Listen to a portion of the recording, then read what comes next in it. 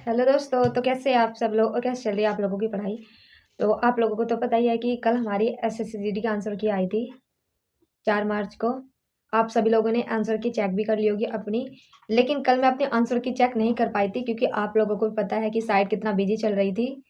तो उसके चलते मैं बिल्कुल भी चेक नहीं कर पाई थी। मैंने आप लोगों के लिए वीडियो बनाई थी। आप लोग भी बार बार कमेंट करके पूछ रहे थे वीडियो में कि दीदी बता दीजिए आप लोगों के नंबर कितने हैं और आप में से कितने स्टूडेंट ऐसे हैं कमेंट में बोल रहे थे कि इसके नंबर शायद कम हो गए इसलिए नहीं बता रही है, इसके नंबर बहुत कम हो गए, इसके नंबर 40 हो गए, 50 हो गए, ऐसा कुछ ये सब चीज़ें बोल रहे थे। लेकिन भाई जितने मेरे नंबर हैं मैं आप लोगों को उतने ही नंबर बताऊँगी। ऐसा नहीं है कि मैं कहीं से बढ़ा चढ़ा के बताने वाली हूँ, क्योंकि आप लोगों को पता है कि मॉक टेस्ट में जितने नंबर आ रहे थे सेम इतने स्कोर यहाँ पे बना है। एक बार मॉक टेस्ट में बहुत अच्छे नंबर आए थे जो कि 142 थे, उसमें सभी के आए थे क्योंकि वो मॉक टेस्ट जो था ना आसान सा था, काफ़ी आसान सा था। तो उसमें सभी के नंबर बहुत अच्छे थे, तो मैंने किया तो मेरे भी 142 आए थे। लेकिन वो मेरे पहली बार आए थे जब से मैंने एसएससी जीडी का मॉक टेस्ट दिया था ना आरडब्ल्यूए पर, तो मेरे पहली बार नंबर थे इतने। तो आप लोगों ने भी अपनी आंसर की चेक कर ली होगी, तो अगर आप लोगों ने अपनी आंसर की चेक कर ली है तो आप लोग कमेंट करके ज़रूर बताना आप लोगों को कितने नंबर बन रहे हैं। मैंने भी आंसर की अपनी रात चेक करने की कोशिश तो कर रही थी लेकिन नहीं हो पा रही थी और मैंने वीडियो भी बनाई थी आप लोगों के लिए। 12:30 बजे के आस-पास मैंने ट्राई किया तो नहीं हो रहा था, रिफ्रेश करी थी तब भी नहीं हो रहा था। फिर इसके बाद में 1 बज गया, मुझे भी खुद भी नींद नहीं आ रही थी आंसर की को लेकर ही, क्योंकि आप सबने चेक कर ली थी और मैं ही रह गई थी और बहुत सारे बच्चे थे जिनकी चेक नहीं हो पाई थी, वो भी रह रहे होंगे। फिर 1 बजे के आस-पास मैंने चेक की है आंसर की, तो फिर मैंने तभी क्वेश्चन-वॉश्चन अपने मिलाए, कितने सही है, कितने गलत है। क्वेश्चन मैंने अपनी कॉपी में लिखे और 67 क्वेश्चन मैं करके आई थी। जैसे कि मैंने आप लोगों को बता ही दिया था पहले दिन ही कि मैं 67 क्वेश्चन करके आई हूँ और मैथ में कुल 10 क्वेश्चन करके आई थी। जीके जीएस में 18 अटेम्प्ट किए थे। रीजनिंग में 19 क्वेश्चन अटेम्प्ट किए थे लेकिन 1 क्वेश्चन नहीं हो रहा था, तो मैंने छोड़ दिया था और हिंदी में 20 में से 20 किए थे पूरे। तो मैं आप लोगों को अपने स्कोर बता देती हूँ कि मेरा स्कोर कितना बन रहा है। जैसे मैंने आप लोगों को बताया कि मैंने 67 क्वेश्चन अटेम्प्ट किए थे, तो सबसे पहले मैं आप लोगों को मैथ में बता देती हूँ। मैथ में मैंने 12 मिनट में 10 क्वेश्चन किए थे। ऐसा नहीं है कि मैंने मैथ के सारे क्वेश्चन नहीं देखे थे। हाँ, मैंने देखे थे। मध्य अनुपात वाला भी एक क्वेश्चन था जो कि आसान सा था, लेकिन टाइम नहीं था तो मुझसे नहीं हुआ और नहीं मैंने उसे करने की कोशिश की। क्योंकि 12 मिनट में मैंने सिर्फ़ 10 क्वेश्चन वही किए जो मुझसे आ रहे थे। मैंने मैथ में जाके क्वेश्चन 1 से लेके क्वेश्चन 20 तक सारे क्वेश्चन देखे, किस तरह के क्वेश्चन हैं और उन क्वेश्चन में से एक-एक क्वेश्चन जो मुझसे हो रहा था बिल्कुल छोटे वाला, वही मैंने किया था। तो मैं आप लोगों को फिलहाल अपने नंबर मैथ में बता देती हूँ कितने हैं।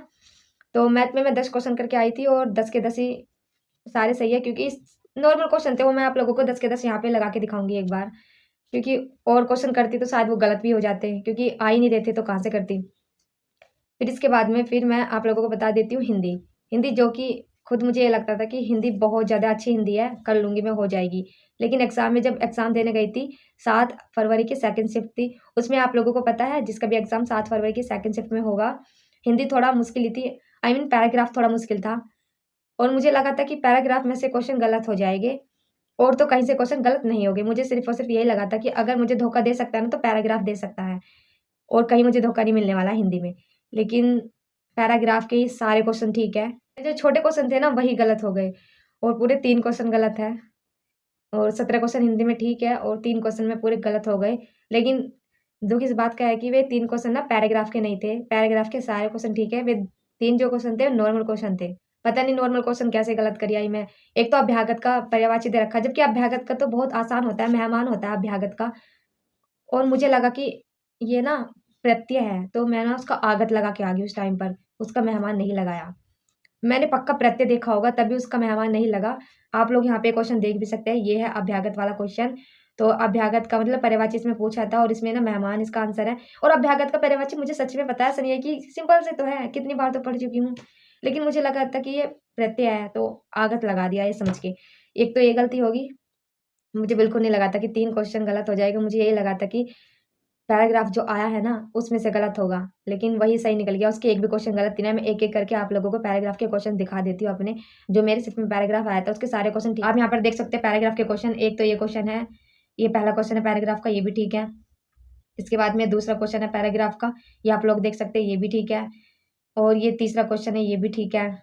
ऐसे करके मैं आप लोगों को क्वेश्चन दिखा देती हूँ, आप एक-एक करके देख लीजिए, पैराग्राफ के क्वेश्चन ठीक है। लगा था कि यार ये गलती होगी इसमें, लेकिन चलो जो भी है। लेकिन सिंपल क्वेश्चन गलत नहीं होने चाहिए, तो उससे थोड़ा दुःख है और तो कुछ नहीं। सिंपल क्वेश्चन सबसे ज़्यादा दुःख उस अभ्यागत वाले क्वेश्चन पर है कि यार वो गलत कैसे हो गया।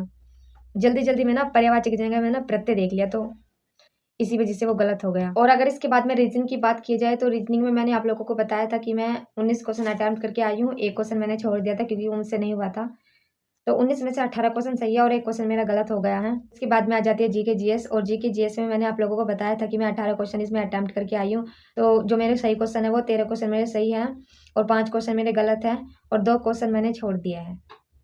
तो ये टोटल 18 क्वेश्चन थे। तो अगर मैथ की बात की जाए तो मैथ में मैंने आप लोगों को बताया कि 10 क्वेश्चन करके आई थी, छोटे छोटे थे और 10 के 10 ही ठीक है। वो मैं आप लोगों को एक बार पढ़ के भी बता देती हूँ कैसे कैसे छोटे छोटे क्वेश्चन थे 10।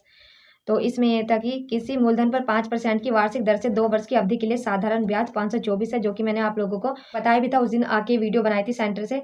तो इसमें क्वेश्चन था पूरे डिजिट मैंने आप लोगों को सेम बताई थी। तो इसमें जो इसका आंसर था डी वाला था और मैंने डी लगाया था। इसमें सिंप्लीफिकेशन के 2 क्वेश्चन थे, इस टाइप के क्वेश्चन थे, आप लोग यहाँ पर देख भी सकते हो। तो ये क्वेश्चन छोटे छोटे थे, ये मैंने कर लिए थे। जो नेक्स्ट क्वेश्चन है ये था कि प्रमोद ने 154 कुर्सी बेची और उसे 54 कुर्सी के विक्रय मूल्य के बराबर लाभ हुआ। तो ये भी बिल्कुल सिंपल था, ये भी ऐसे ही हो गया था। चंडीगढ़ से अमृतसर तक की दूरी 50 किलोमीटर घंटा की चाल से 4.5 घंटे में तय की जाती है। यात्रा के समय 30 मिनट की बचत करने के लिए 4 किलोमीटर घंटा में कितनी वृद्धि होनी चाहिए, कितनी वृद्धि की जानी चाहिए। ये क्वेश्चन था तो ये भी कर दिया था। बाद में अगला क्वेश्चन था 340 मीटर और 360 लंबाई वाली 2 रेलगाड़ी एक ही दिशा में क्रम से 80 किलोमीटर घंटा और 90 किलोमीटर घंटा की चाल से गतिमान है। ये क्वेश्चन था, ये भी सिंपल सा था, ये भी कर लिया था। इसके बाद में एक क्वेश्चन था, वह बड़ी से बड़ी संख्या ज्ञात कीजिए जिसे 1477 और 671 से भाग देने पर क्रम से 0 और 6 शेष पर प्राप्त होता है। इसके बाद में जो क्वेश्चन आया था सेम वही क्वेश्चन था, वह बड़ी से बड़ी संख्या ज्ञात कीजिए जिसमें 943 और 947 को भाग देने पर क्रम से 7 और 1 शेषफल बचे। तो इस टाइप के 2-3 क्वेश्चन मैंने आप लोगों को उस दिन भी बताए थे कि थे, तो इसमें भी देखने को मिले ही है। इसके बाद में एक क्वेश्चन ये किया था कि एक दुकानदार ने 520 में एक वस्तु खरीदी, 20% लाभ प्राप्त करने के लिए उसे वस्तु कितने मूल्य पर बेचना चाहिए। और 2 क्वेश्चन मैंने आप लोगों को औसत के बताए थे। एक समय में 35 विद्यार्थी की औसत आयु 15 वर्ष है। जब शिक्षक की आयु को शामिल किया जाता है तो समय की औसत आयु में 1.25 वर्ष की वृद्धि हो जाती है। ये भी मैंने आप लोगों को बताया था, तो ये भी क्वेश्चन मेरा ठीक था। बस यही क्वेश्चन थे मैथ के, मतलब कुल मिला के छोटे छोटे क्वेश्चन किए थे मैथ के 10 और 10 के 10 ही ठीक है, लेकिन कुछ फायदा नहीं है उनका क्योंकि 10 ही तो क्वेश्चन किए थे, एक्स्ट्रा करती तो शायद हो जाता, फिर टाइम भी नहीं था इतना तो नहीं किए। और जो जीके जी से मेरे क्वेश्चन गलत हुए ना, एक क्वेश्चन तो ये था कि भारत की जनगणना 2011 के अनुसार निम्नलिखित में से किस पूर्वोत्तर राज्य की जनसंख्या सबसे अधिक है। इसमें असम था, मैंने अरुणाचल प्रदेश लगा दिया था, तो ये भी गलत हो गया। एक मूंगफली वाला क्वेश्चन मैंने आप लोगों को बताया था, तो उसका आंसर आप लोगों ने कमेंट में किया भी था, तो उसका आंसर जो आप लोगों ने बताया था ना वो सही है, वो वर्षा के कारण होता है। निम्नलिखित में से कौन सा त्योहार मराठी नववर्ष के रूप में मनाया जाता है, ये क्वेश्चन तो मेरा ठीक है। पद्मश्री से सम्मानित और मोहिनीअट्टम की कलाकार कलामंडली समवर्ती परिवर्तन का संबंध किससे है, ये मैंने केरल ही लगाया था। मैंने आप लोगों को बताया भी था कि मोहिनीअट्टम दे रखा, तो मुझे याद तो नहीं है लेकिन मैं केरल लगा के आ गया, तो ये क्वेश्चन भी मेरा ठीक चला गया। तो कुल मिला के मैंने आप लोगों को अपने क्वेश्चन बता भी दिए, क्वेश्चन दिखा भी दिए हैं। तो जो मेरा टोटल स्कोर बैठ रहा है वो मैं आप लोगों को बता देती हूँ, बाकी आप लोग खुद भी लगा सकते हो। तो रीजनिंग में मेरे 18 क्वेश्चन ठीक है और एक क्वेश्चन मेरा गलत है और एक क्वेश्चन मेरा अनअटेम्प्ट है।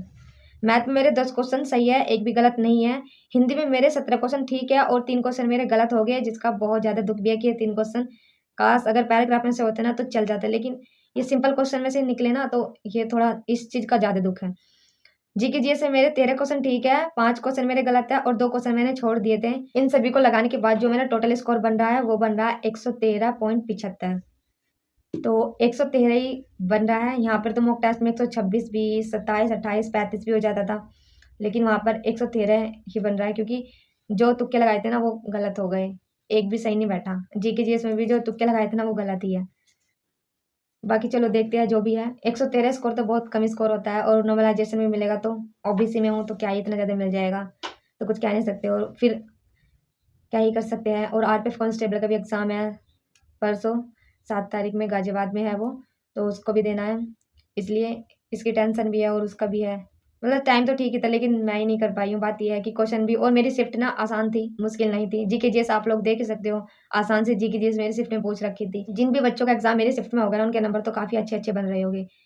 मेरी 113 बने हैं, तो मैंने आप लोगों को फाइनल स्कोर बता दिया अपना, 113 बने हैं, 113.75। बाकी आप लोग भी लगा के देख सकते हो। मैंने तो अपना कुछ रैंक वैंक करके कुछ है उससे निकाला था मेरे भाई ने, उसमें यही स्कोर दिखा रहा था। बाकी आप लोग अपने स्कोर जरूर कमेंट करके बताना कितना स्कोर आप लोगों का बन रहा है।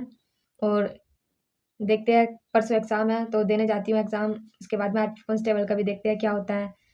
तो फिलहाल मैं उसका मॉक टेस्ट लगा रही थी अभी, और इसके बाद मैं वीडियो बना रही हूँ, क्योंकि इससे पहले ना वो है फिलहाल जो आगे आने वाला एग्जाम है ना, उसकी तैयारी अच्छे से करनी चाहिए। फिलहाल क्या ही कर सकते हैं, एसएससी जीडी में पहला एग्जाम था मेरा, और अभी और भी एग्जाम आगे ट्राई करेंगे। ऐसा नहीं है कि उम्र निकल गई है, तो अभी टाइम है, देखते हैं क्या होगा। पहली बार में 113.75 आए, काश ज़्यादा आ जाते और नॉर्मलाइजेशन भी अच्छा हो जाता तो सही रहता। ठीक है, तो आज के लिए इतना ही, और मिलते हैं नेक्स्ट वीडियो में। अभी के लिए बाय।